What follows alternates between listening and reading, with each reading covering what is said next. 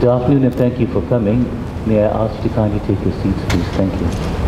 Today, as today to have a number of very distinguished panelists with us, but we're also very fortunate to have a number of very high-level representatives in the audience, and I wish to welcome them most warmly. My name is Heike Alefsen, and I'm the Deputy Head of the Office of the United Nations High Commissioner for Human Rights Regional Office in Bangkok. And I have the pleasure today to serve as your moderator, together with my colleague Oai Win, who is the head of the UN Information Center in Bangkok. Sorry, in Yangon, indeed.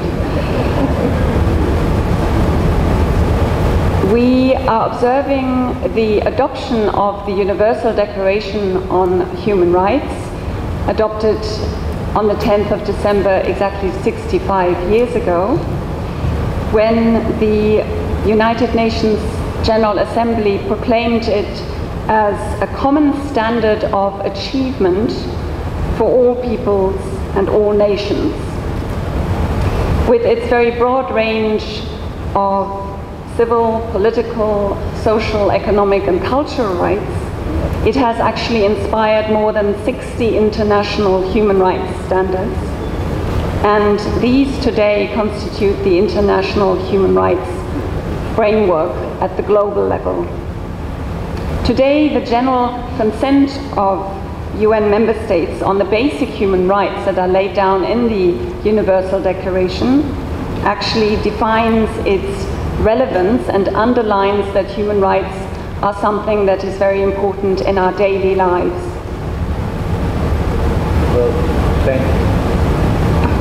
thank you, Heike, and once again, thank you to everybody for taking your time and coming here today, in spite of the many other events that are also happening today in town.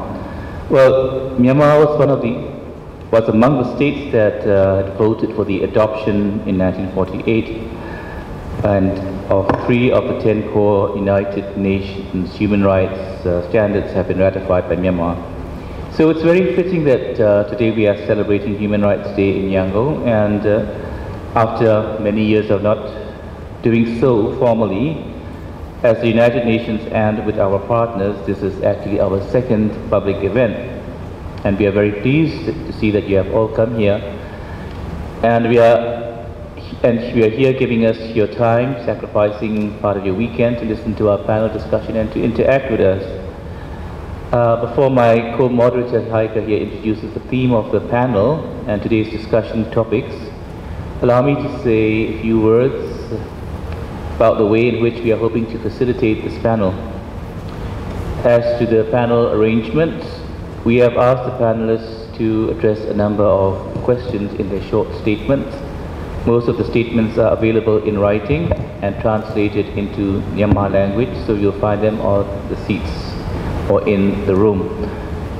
And after the specific questions have been addressed to the panelists, we will then open the floor to the audience to ask questions.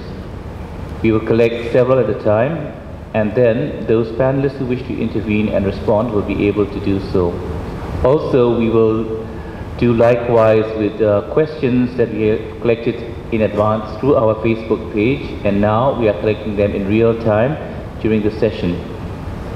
So as the audience, you are free to ask any questions to the panelists, but we would like you to observe a few ground rules. We would request that you be brief and specific, to the point, and focus your interventions to the topic at hand.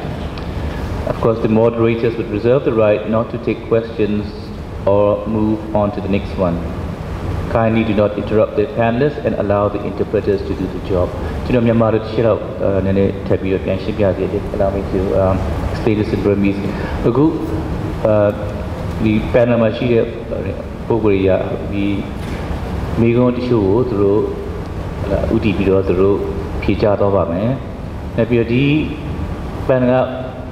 Your statement new, Yamaru, Father Camila Kipare, Tario, Tango, Matuchi Valley. Now, the panelists you there, Bigo, Milu Yavare, Mi Yama, Tune, Vivu, Napido, Pima Cheku, Dika Mivu, Genomita Yakanuva, Kewi Yamaru Biojin, the Yavare, Padapian Bibame, Kewi to Alushin there, but Yamani Igli, Padapian Bibame, Ibigan Yamale, Padapian Bibame, Kizu Demagna. Thank you. Today's theme, the theme of Human Rights Day 2013, is Working for Your Rights. And this is because we are celebrating this year the 20th anniversary of the adoption of the Vienna Declaration and Programme of Action, which was a historic document in that it actually crystallized the principle that human rights are really universal. It committed states and the international community to protect and promote all human rights for all people, irrespective of their political or cultural or economic systems. And globally, the fundamentals of human rights protection and promotion are actually in place. We have strong and growing bodies of international standards and human rights law, and we also have institutions to interpret these laws, to help implement them and to help enforce them. In Myanmar, this country is undergoing a profound transition, and you are taking steps to ensure that you are actually making progress with these institutions and establishing a national framework. The key really globally, as well as in Myanmar, of course, is the implementation. It is all very well to establish institutions, laws, and policies. It is more difficult, more challenging to actually implement them and make sure that they reach the people on the ground, those that are the victims, those that perhaps do not have the kind of voice that we have here, sitting on this panel, or you sitting in the audience. And so, this is something that we wanted to discuss today on our panel. We have asked our panelists in advance to address two different sets of questions in their statements. One more focused on the current situation in 2013. What are the current human rights priorities? What are opportunities and challenges in Myanmar? And also in 2014 and beyond? And how can the institution that our panelists, or the body that the panelists represent, work to protect and promote human rights? How have they actually done this past year? And the second set of questions is actually looking forward, as we'd like to not only do an assessment, we would actually also quite like to be able to see what more can be done in 2014. So we've asked them, what more is your institution, your party, your NGO, your UN institution going to be doing to implement and protect and promote human rights? And also, what do we expect from the others? Because we're all working in a very complex system and should be seeing each other as partners in this endeavor to achieve greater protection and promotion of human rights in Myanmar. So we've asked them also, how can we better cooperate and coordinate our actions over the past year, over the next year? So we are in a Patapian music.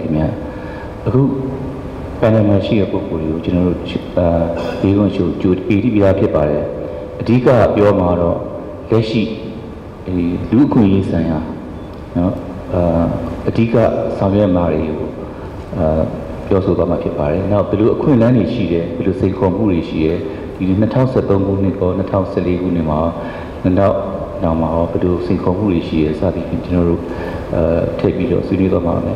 Not to poor Mimi poesy, Mimi Tana, Miguel Nima, do Queen Patalu, ဘယ်လိုဆောင်ရွက်ခဲ့တယ်ဘယ်လိုတိုးမြင့်အောင်ဆောင်ရွက်ခဲ့တယ်ဘယ်လိုကာကွယ်ပေးခဲ့တယ်ဆိုတာကိုလည်းထည့်ပြီးတော့ပြောသွားမှာအခုနောက်ဆက်ကြည့်ရမှာမိမိရဲ့အဖွဲ့အစည်းမိမိရဲ့ဌာနဆိုလို့ရှိရင်2014ခုနှစ်မှာလူခွင့်ရေးအတွက်ဘာတွေဆောင်ရွက်ဖို့ရှိတယ်ဆိုတာလည်းဆက်ပြီးတော့ဆွေးနွေးဖို့လိုပါတယ်နောက်ပြီးတော့သူများရဲ့စီကလည်းတခြားအဖွဲ့အစည်းတွေစီကလည်းဘယ်လိုဆောင်ရွက်ချက်တွေကိုကျွန်တော်တို့မျှော်လင့်ထားတယ်ဆိုတာကိုလည်းထည့်သွင်းဆွေးနွေးမှာဖြစ်ပါတယ်တခြားအဖွဲ့အစည်းတွေဆိုတဲ့နေရာမှာနိုင်ငံသားအစိုးရလည်းပါပါတယ်မြန်မာနိုင်ငံသားတွေလည်းပါပါတယ်နောက်နိုင်ငံထဲမှာရှိတဲ့လူခွင့်ရေးအဖွဲ့အစည်းတွေလည်းပါပါတယ်နောက်လူမှုအဖွဲ့အစည်း civil society နောက်ကုလသမဂ္ဂလည်းပါပါတယ်အားလုံးဟာဒီတစ်ကွာဘယ်လိုဆောင်ရွက်ကြမယ်ဆိုတာကိုလည်းထည့်သွင်းစဉ်းစားဖို့လိုပါတယ်ခင်ဗျာ Thank you. So really without further ado I would like to introduce our first speaker who's going to address the questions in his statement, and our first speaker is the chairman of the Myanmar National Human Rights Commission, Mr. Uin Ra, who will deliver his statement. You have the floor, sir.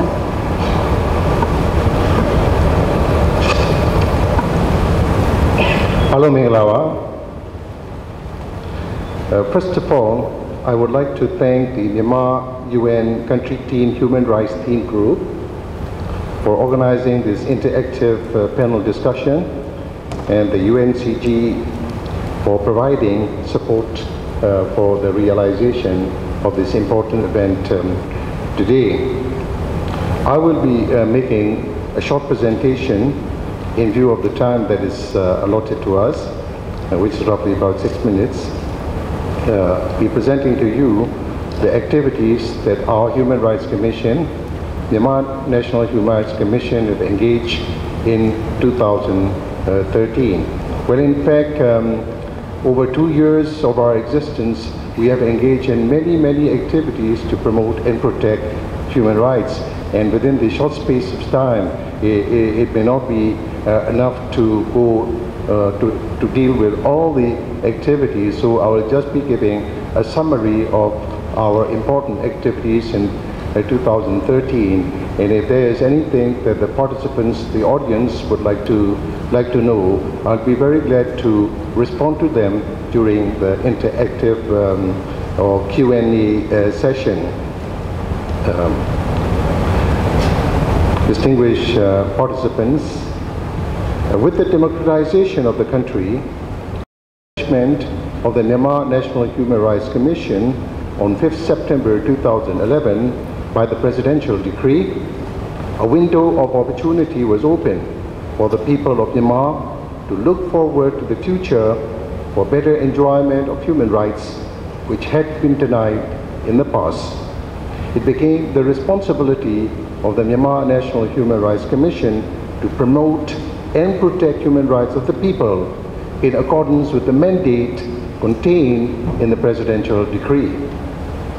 One of our priorities in 2013 continued to remain examination of the complaints on the alleged human rights violations in the daily meetings of the commissioners.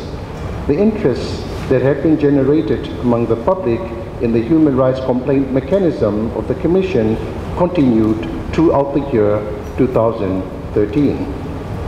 The Commission also made public statements on human rights situation in some conflict areas that the Commission's teams had visited to urge the authorities concerned to take necessary actions and to awaken the public interest.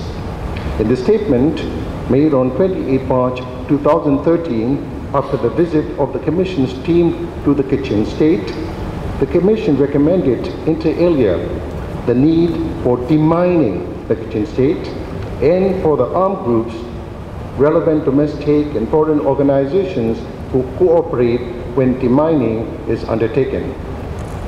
It called upon the armed groups not to commit human rights violation on the local populace under any circumstances, and recommend to address the issue of humanitarian access and safe passage for humanitarian supplies in the peace talks. In the statement issued on 7 May 2013 concerning violence that had occurred in the Rakhine State, the Commission earnestly urged the government departments concerned and the 7 subcommittees for timely implementation of the policies and programs laid down by the Central Committee for Implementation of Stability and Development of Rakhine State and the recommendations of the Rakhine Investigation Commission. Education is essential to any effort to enhance human rights. For the effective promotion and protection of human rights, the Commission continued to engage in activities to disseminate human rights knowledge among the public. It organized workshops on important human rights subjects such as business and human rights, the International Covenant on Economic, Social and Cultural Rights, the International Covenant on Civil and Political Rights, and human rights and the role of the media. It is the Commission's intention to recommend to the government to accede to the International Covenant on Civil, Economic, Social and Cultural Rights and the International Covenant on Civil and Political Rights to start with, and the remaining core human rights instruments the government has not acceded to at a later stage. One noteworthy event in 2013 was the launching by the Commission of the publication of the translated Universal Declaration of Human Rights text from English to Myanmar language on 18th June 2013.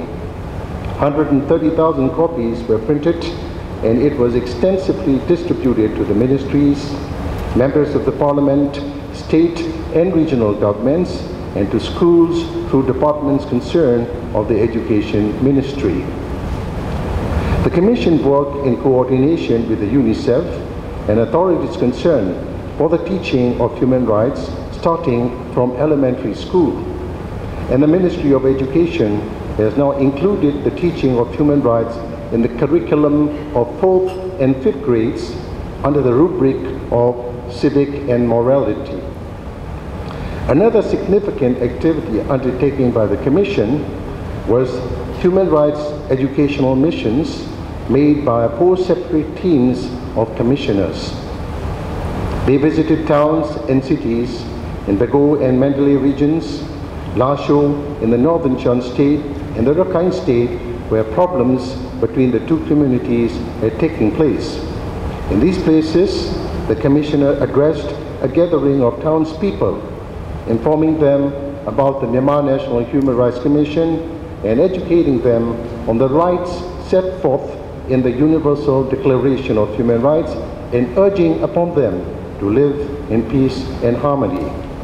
In 2014, the Commission has further plans to make such human rights educational tours to 7 states as part of implementing our strategic plan.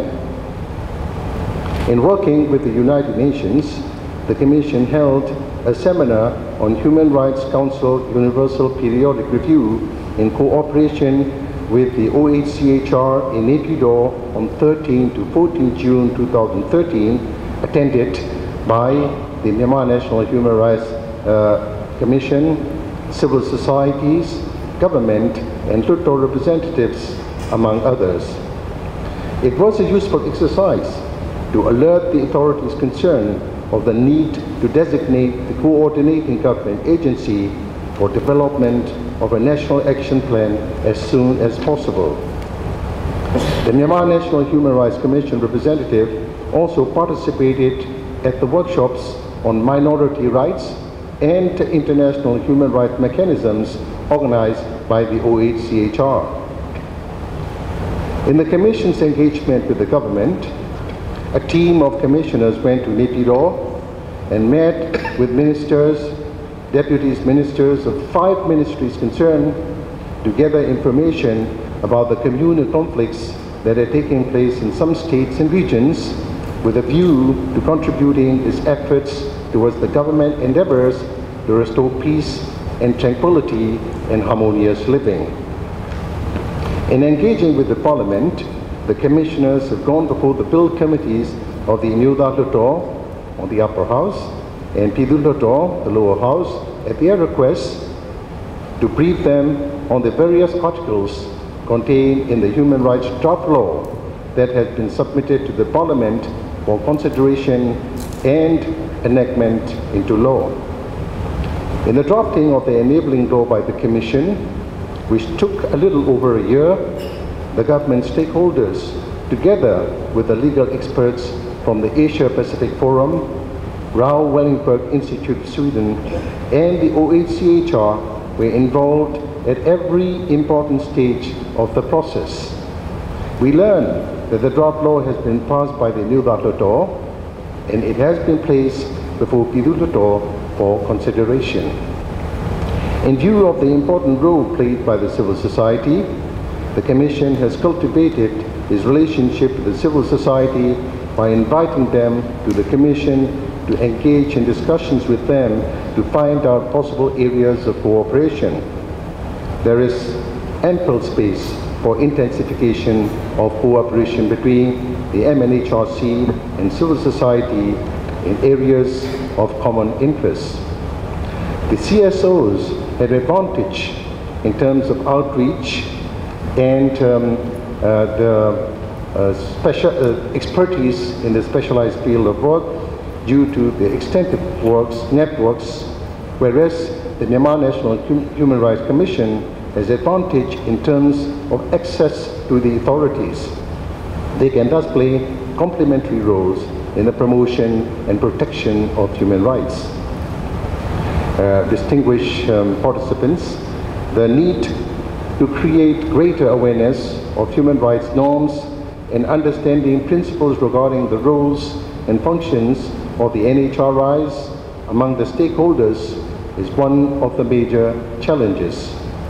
There is also the need to further enhance cooperation with the government and the Parliament, as well as intensifying relations with the NGOs and civil society in areas of common interest. The Commission has developed a strategic plan for 2014-2016, which focuses on 5 strategic goals, which includes, among others, increasing awareness of and support of human rights, and to assist and encourage Parliament and government to ensure that all laws, policies, and programs are human rights compliant.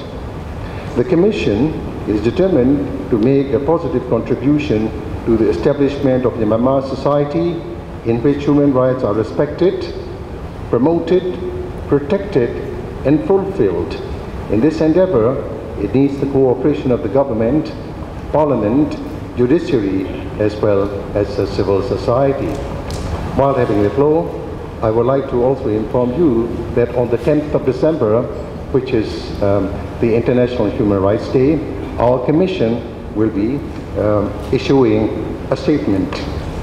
I would also like to inform you that due to the importance that we attach to this important day of International Human Rights Day, at the invitation of the local NGO organizations, our commissioners will be attending the Human Rights Day celebration on 10th December in Kachin State and also in Magui to convey the message of human rights to the local populace. A Chin commissioner, our commission is composed of several ethnic people like I'm a Rakhine, we have a Chin, we have a Kachin, we have also a Karen, we have also a Mon. There's quite an ethnic balance in our conversation, and a Chin commissioner will also be visiting the Chin state towards the end of December on a human rights dissemination trip. Similarly, a commissioner will also be taking part in the Human Rights Day celebration organized by one NGO in Yangon on the 10th of December. I thank you very much. Thank you very much, Chair, for that comprehensive statement. I'd like to call on our next speaker, who is Ucha Tensway, who is a representative of the ASEAN Intergovernmental Commission on Human Rights, but is also the oncoming chair of that commission as ASEAN takes over the role of, as Myanmar takes over the role of ASEAN chairpersonship in 2014. And the floor is all yours. Thank you very much, Madam Moderator. I would also, first and foremost, like to thank the UN country team for allowing the ASEAN Intergovernmental Commission on Human Rights, we call it AICHA, to take part in today's important event. I would also like to, request the indulgence of the two moderators to give me a little leeway, because my presentation will not only be confined to 2013 and 2014. I need to give you some background on what AICHA is, what is our mandate, what are the things that we have done in the immediate past. Well, distinguished participants, since this is the first time that AICHA is present at the Human Rights Day, allow me to give you a brief background on AICHA. There has been a lot of high expectation on AICHA, and I feel that my statement should touch upon its brief history and mandate. I would like to acquaint you with what we have done in the past, what we are doing now, and what are our future plans. The ASEAN Intergovernmental Commission on Human Rights was established on 23rd October 2009. It was a culmination of 5 years of intensive work by ASEAN member states. The final impetus was the ASEAN Charter, which under Article 14 stipulates that, and I quote, "In accordance with the principles of the Charter, ASEAN shall establish a human rights body." I mentioned that, there has been intensive work for 5 years.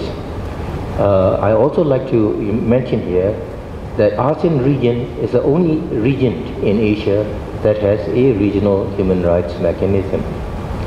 5 years, because in 2004, when we were having the summit in Laos, 6 ASEAN member states said they are not ready to have a regional human rights commission. But the hard work for 5 years, as I mentioned, culminated in the ASEAN Intergovernmental Commission for Human Rights, AICHA. And here I'd like to stress that it is an intergovernmental human rights commission, which means that the representatives are responsible to their respective government. And we are governed by our terms of reference. Our terms of reference give us 14 mandates. And it is generally, agreed that our mandate is strong on promotion, but less so on the protection side. The establishment of AICHA at the 15th ASEAN Summit was hailed by the leaders as giving concrete expression to ASEAN commitment to pursue forward-looking strategies to strengthen regional cooperation on human rights. AICHA is to become the overarching institution responsible for the protection and promotion of human rights in ASEAN. The guiding principle of AICHA's work are through consultation and consensus in its decision making, which means that every member has a veto. AICHA engages in dialogue and consultation with entities associated with ASEAN and can also consult other national, regional and international institutions and entities concerned with the promotion and protection of human rights. AICHA has 2 regular meetings in a year and additional meetings if and when necessary. They have produced several foundation documents as a framework and basis for its operationalization. AICHA priority areas on human rights are found in the 5-year work plan 2010-2015. The work plan is developed based on the 14 mandate of AICHA contained in the terms of reference. Each year, AICHA will specify what are their high priority programs and activities for the year based on the work plan and also responding to emerging exigencies on human rights in the region. So let me outline what the activities of AICHA in the short and medium term. To undertake needs assessment for capacity building, complete a stocktaking of existing human rights instruments acceded to and rectified by ASEAN member states, conduct workshops on various themes related to human rights, conduct trainings on human rights for specific target groups such as government officials, law enforcement officers, teachers, etc., strengthen the ASEAN Secretariat support for AICHA, disseminate information relating to the work of AICHA, including publication in both English and national languages, share best practices of effective implementation of international human rights treaty obligation among ASEAN member states, coordinate with relevant ASEAN sectoral bodies to ensure the effective implementation of ASEAN instruments related to human rights, identify the current and potential human rights matters of interest to ASEAN, and prepare studies on thematic issues of human rights in ASEAN. As I mentioned, ASEAN has prepared 5 years work program and yearly program. This is to go before the foreign ministers for their approval. One of the major activities of AICHA was the drafting of the ASEAN Declaration on Human Rights, AHRD. You know, our moderator has mentioned how important it is, the adoption of the UDHR. Equally important for us is the adoption of the ASEAN Declaration on Human Rights. The work started in 2011, and in 2012, the declaration was adopted by the ASEAN leaders at the 21st ASEAN Summit. It takes approximately a year for the drafting process. To emphasize the fact that international standards are maintained, the leaders, in its Phnom Penh statement, it is a statement that adopted the ASEAN Human Rights Declaration. The Phnom Penh statement on the adoption of the AHRD reaffirmed their commitment, here I quote again, to ensure that the implementation of the AHRD be in accordance with our commitment to the Charter of the United Nations, the Universal Declaration of Human Rights, and the Vienna Declaration and Program of Action. Because, as the moderator has mentioned, the Vienna Declaration is also very important. AICHA is made up of 10 representatives. Each of the ASEAN member states appoint a representative. This year, the representative of Brunei holds the chairmanship of AICHA. Myanmar will become chair of AICHA in January 2014, and the current chair has termed 2013 as a year of implementation. So, what are the activities in 2013? The activities in 2013 is very much associated with the AHRD. During the year, AICHA has implemented both the activities for 2013 as well as those that are left pending in 2012. That's why our chair called it the year of implementation. The adoption of the AHRD is the first step towards legal instruments for ASEAN, because we have drafted the AHRD and adopted it not merely for the sake of drafting. They are the basis for further legal instruments for ASEAN. And AICHA has chosen 2 legal instruments, namely violence against women and the right to education. Naturally, the drafting, and signing and rectifying and legal instrument will take a number of years. However, AICHA has started a number of activities towards that goal in 2013. One of the mandates given to AICHA is the dissemination of human rights education and capacity building. AICHA has conducted a number of workshops. These includes AICHA Advanced Training on Human Rights, Training of Trainers. We have conducted that workshop twice, mostly for police officials and officials of prisons. Regional training program on access to justice and human rights, an intensive learning workshop on women's human rights for regional and national secretariat to ASEAN human rights bodies. And I'd like to mention that AICHA is not the only human rights body in ASEAN. The ASEAN Youth Debates on Human Rights, the subject is mainstreaming human rights to ASEAN community building. We feel that we have to catch the people young. That's why we are having these debates for the youth. And we have a human rights dialogue with the government of Indonesia. That was the initiative of the government of Indonesia. Book launch and panel discussion on ASEAN Human Rights Declaration and ASEAN Community Building. What we did was the ASEAN Human Rights Declaration was translated to all 10 languages, of the ASEAN member states. So we produced that in big form, in a book form, and launched that. Together with a panel discussion on ASEAN Human Rights Declaration, because there has been a number of comments regarding the ASEAN Human Rights Declaration. So that's why we had a panel discussion. And we have a, thematic study on migration. There's a discussion with the civil society by one of the lead representatives, because in ICHA, some of the representatives take a lead on certain topic. So the President of Thailand has a consultation with the civil society and consultation on violence against women, again by the Thai representative. And recently we have an ASEAN regional workshop on human rights-based approach to trafficking in persons. So ICHA has met 5 times during the course of the year to discuss and implement the program. During the course of the year, ICHA has met with EU Special Representative on Human Rights, Working Group for an ASEAN Human Rights Mechanism, and ASEAN Committee on Women, ACW, and ASEAN Committee on Women and Children.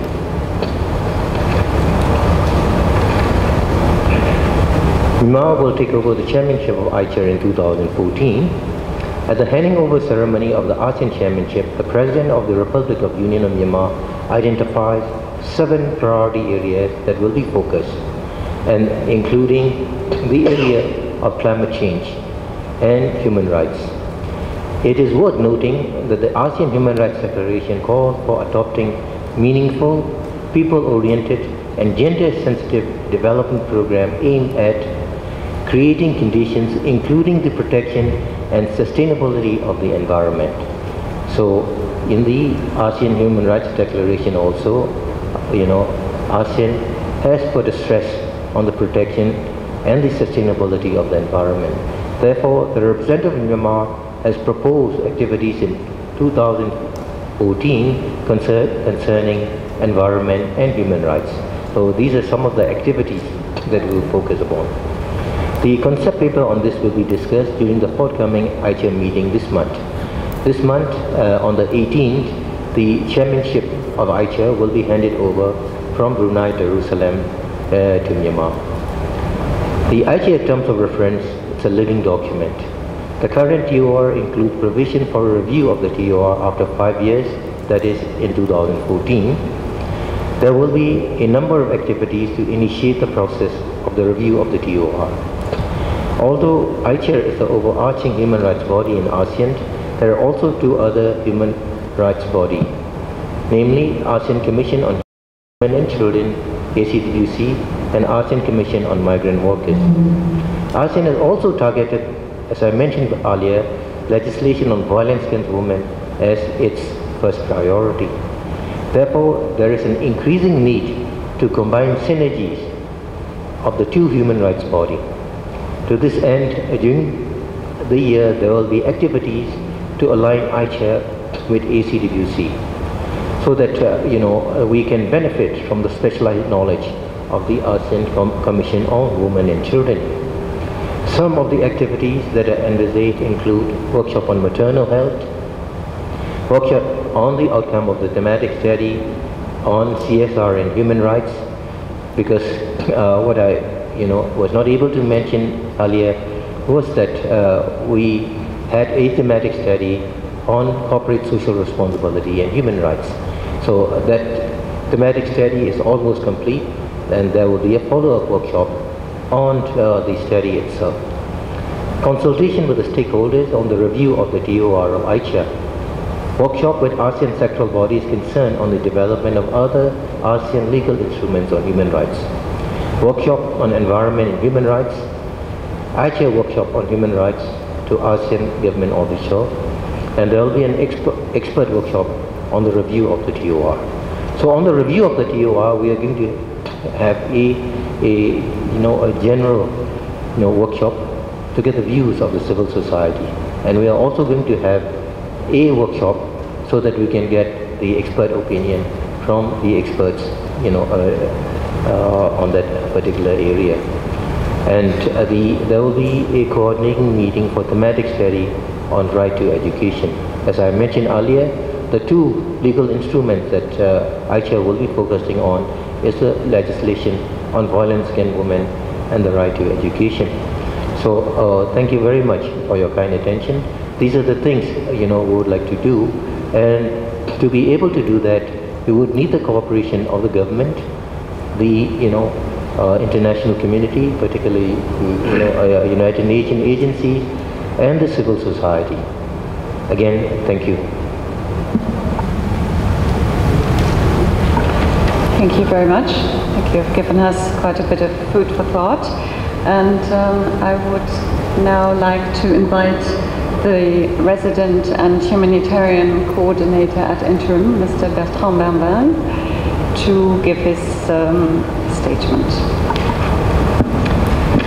Shirutibade Dao Haike and Migravar, Excellencies, fellow panelists, ladies and gentlemen, dear colleagues and dear friends, let me start first by apologizing for not being able to redress the gender imbalance on this panel. And I guess today we face a tough competition with the Women's Economic Forum happening in another hotel on the shore of another lake, and where in this forum, of course, women discuss on how they can get more support to have their rights fulfilled, not only in Myanmar, but also in many countries in the world. So I guess this is why we're a bit unbalanced on the panel today. Let me also thank you for being here, and thank also the European Union for supporting the organization of this panel. And of course, it gives me a great pleasure to be on the panel to celebrate the Human Rights Day 2013. It's the second time we celebrate it since 1998.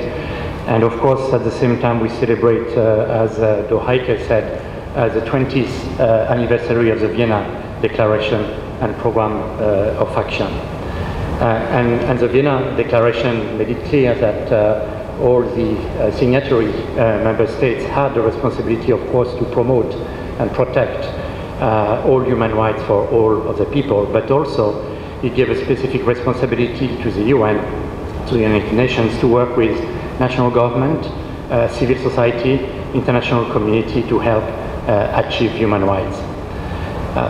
Today, human rights are considered as one of the three main pillars of the work of the United Nations, along with development and peace and security.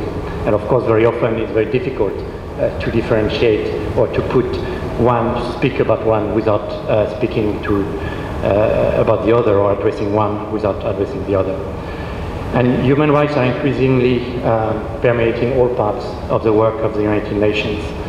And this is fundamentally also changing the way the UN works with partners on the ground. Having said that, the United Nations and its member states have not always seized opportunities and lived up to expectations. There have been systemic failures over the past 2 decades. And these included not taking early warning signs seriously, a lack of political will or capacity to speak out privately or publicly, so that states and the international community can take remedial action. And also a lack of ability or willingness to protect populations and individuals in conflicts and situations of growth and serious violation of human rights, and bring perpetrators to justice. So this is why the Secretary General of the United Nations has recently solemnly renewed the commitment of the United Nations to uphold our responsibility and to put what we call rights up front.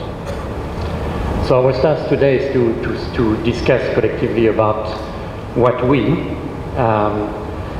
can do, and of course my part as the United Nations is what can we do as United Nations to uphold the rights, and how can we work for your rights in Myanmar. I will be quite brief because I think the spirit of this day today is to have an interaction. But I would like to go back to the first questions put by the panelists at the beginning, when they encourage us to look at priorities. And actually it's quite challenging for us to focus on priorities, while at the same time we know that human rights are universal, are for all, and should be realized immediately and for all. So I think the challenge also for societies and for government is how we prioritize, how to set up the priorities, and how do we agree also as a society about the first issues to be tackled. And I think it's a key issue too, because in a fast opening society like Myanmar, of course the temptation is to reform everything at the same time, but we know it's not possible. We cannot reform everything once and for all. And if we tempted to reform everything, then of course the risk is for us to get into very superficial reforms, not to integrate what the adaptations of what is happening in the country must be to be in compliance with international norms and standards. So again, I think some tensions, some key challenges also for any society, including Myanmar, to see how we can prioritize so that the reforms we're pursuing are deep and sustainable reforms and not remaining at a very superficial level. As part of the United Nations collectively in 2013 has tried to work with society to promote human rights in different ways. One is we provided support to key sector reforms, which I feel are very important to the fulfillment of human rights. I will name a few of them.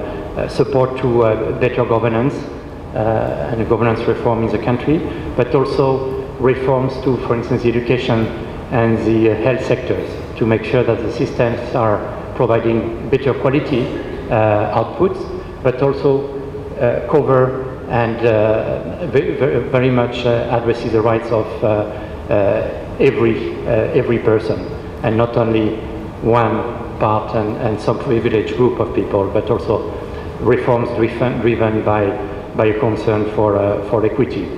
As part of these reforms, also support to upgrading the provision of services, and especially also of services for very vulnerable groups.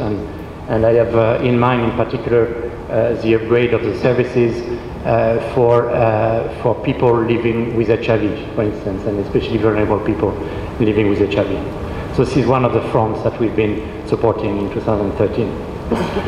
The second main front is support to legislation reform, and it has been already, we have already mentioned quite a few examples in that respect. But let me maybe give you some examples that in which we've been involved. An example relates, for instance, to revision of the law to protect the freedom of expression, especially coming from the press and the media. Support to the revision of the child law. Support also to the drafting of the bill of the registration of associations, including labor associations, and quite a few other examples. Another areas where we've been involved in has been, as mentioned also earlier, the whole area of capacity building, building capacities of key institutions who should be the primary promoters and protectors of human rights in the country. We are here really to support, but the work has to come first from indigenous institutions, and that's why I'm very happy that I'm sitting on the panel with the National Human Rights Commission.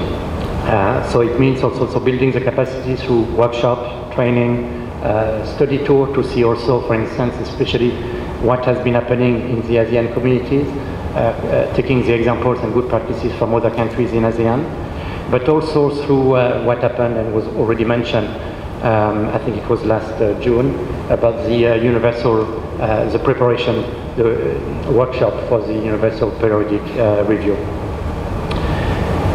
Another area we've been working, and the work is not over, definitely not, is the advocating for unimpeded access to humanitarian assistance in areas where women, children, men have been suffering from ongoing conflict, like especially in the case of Kachin, which was mentioned, and for which we still face a lot of difficulties to access directly population in needs, but also in the area in Rakhine, where a different violence is happening, intercommunal violence, where it is becoming also increasingly difficult for people to continue living their lives in that environment, and increasingly difficult also for humanitarian but also development workers to continue delivering their work, to make sure that people suffering from the humanitarian crisis and people suffering from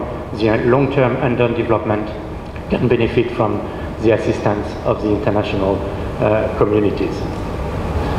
Another area where we've been working on, and I hope, and personally have been involved in that area very recently, among the areas of ending harmful practices, and the one I have in mind is ending the recruitment and use of child soldiers, both in the Tatmadaw and in the non-state armed groups. We really hope, we really hope that such kind of practices are going to be something belonging to the past and not being part of the new Myanmar that all of us want to build. Another harmful practices that we want to end, of course, is the forced labor, and we have our colleague from ILO also sitting there, who is much more knowledgeable than I am on that issue. And also continuing to, on the good trend that we've observed over the last months and years about the release of the political prisoners, and hopefully again by the end of this year, in the next coming weeks, we would like to see some great development in that area, and the UN was honored to have been able to play its part in this. So these are the, I would say, the key areas we've been working on for this year. What do we see now? What is coming ahead? I mean, we have only 24 days before the end of the year and 24 days before the beginning of the next. And again, if we come back to the issue about where should our priorities be, and we can define our priorities maybe in two ways. One, in the very positive ways about the new, seizing the new opportunities that are coming up next year, and another way is the urgency that some situation calls for and requires from all of us to address and find a solution. So, of course, in the latter, I will mention, of course, both as an opportunity as an agency, the whole aspect of the need to come to a ceasefire and to continue and to further develop an inclusive process leading to peace, involving, of course, with participation, of course, of the government, but of course also non-state actors, but also civil society organizations, which I think is a very strong third pillar that we need to engage more. And again, yesterday I was privileged to attend a very interesting session on the role of women in peace in Myanmar, listening from the women on how badly they are affected by the conflict in different ways, at the same time not being given the opportunities to sit at the table of the negotiations and of the discussions to, as we discuss ceasefires and peace. So of course we looked at the peace process and ceasefire with great expectations, but I would say also as a United Nations,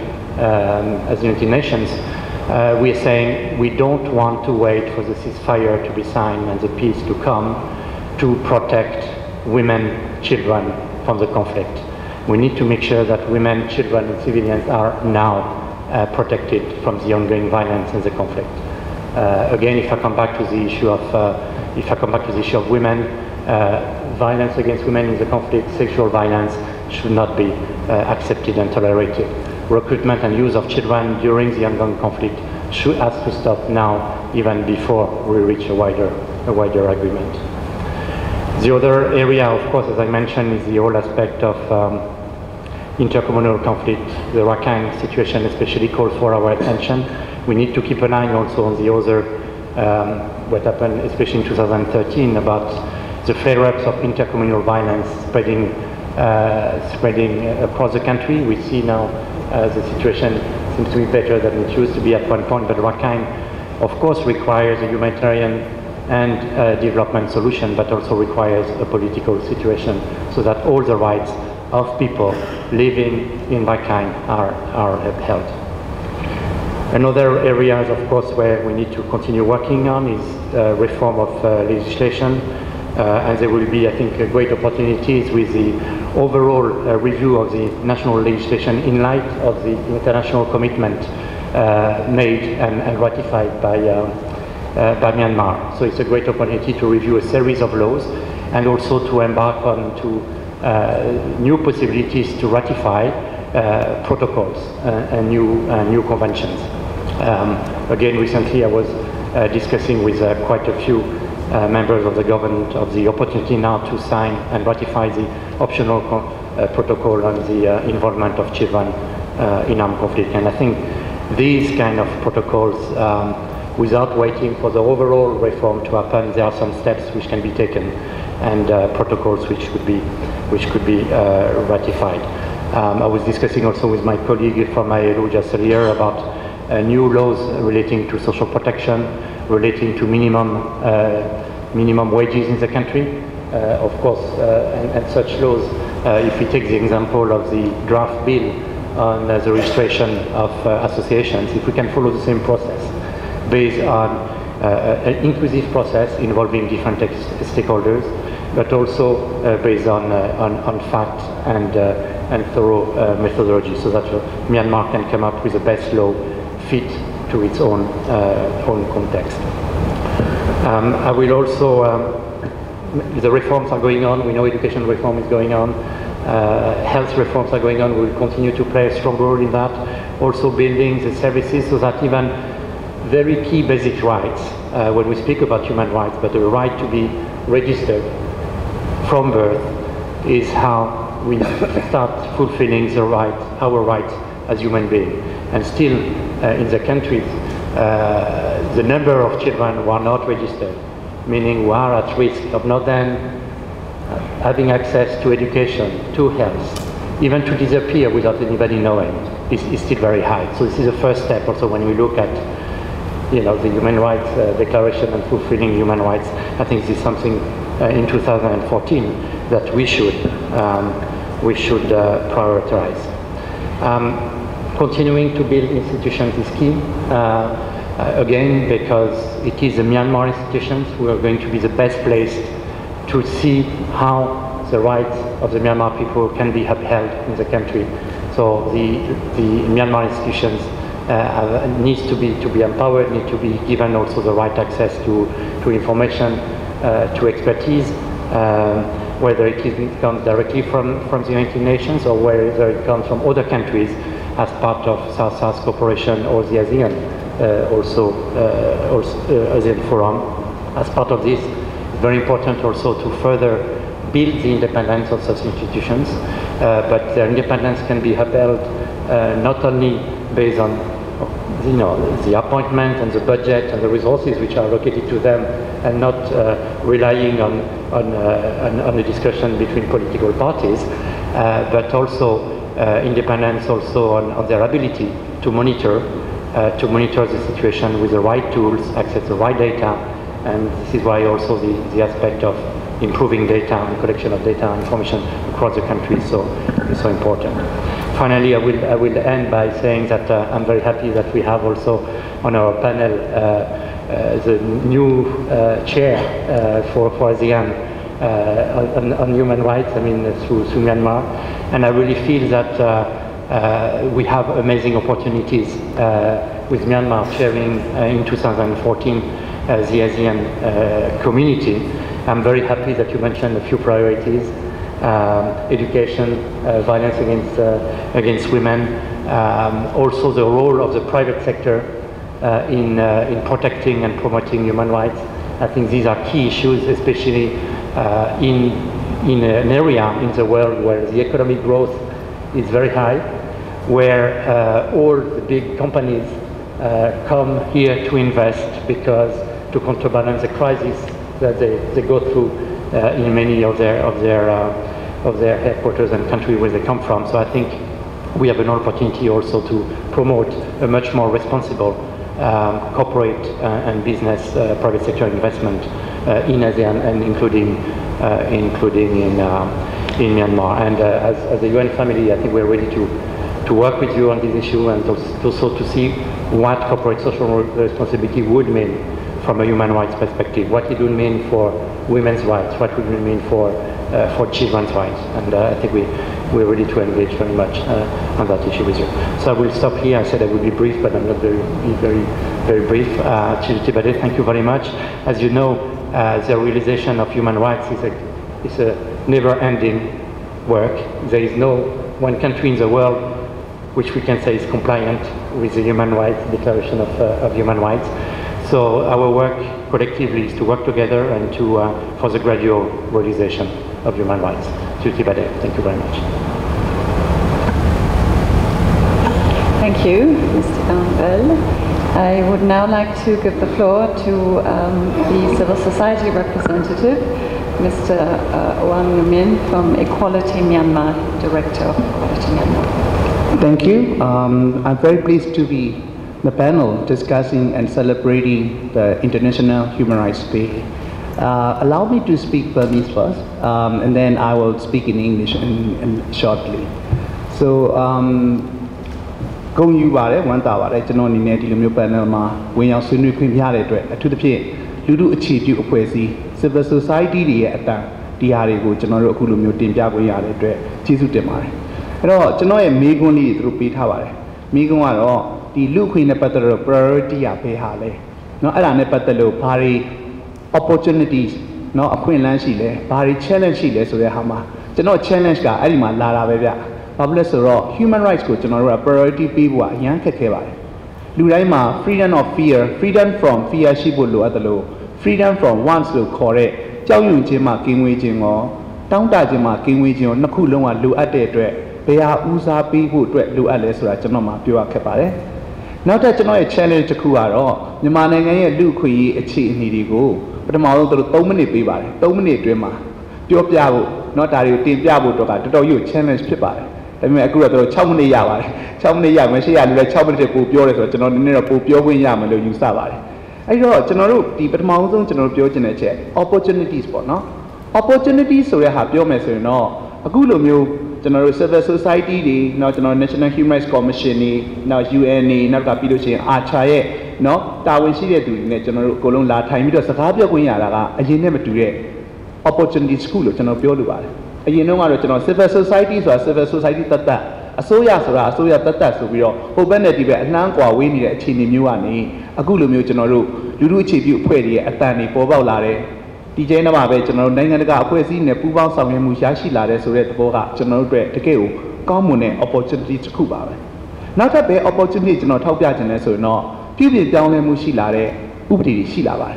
General the Cho Ubidi, Piet Bora Shile. The matter two detail will be all. Look who you go. Kawa be nine, Possible Chiga, Ubidi, Titi, Bola Jina, General De, Arcon Jet Kulu, Pure Nama.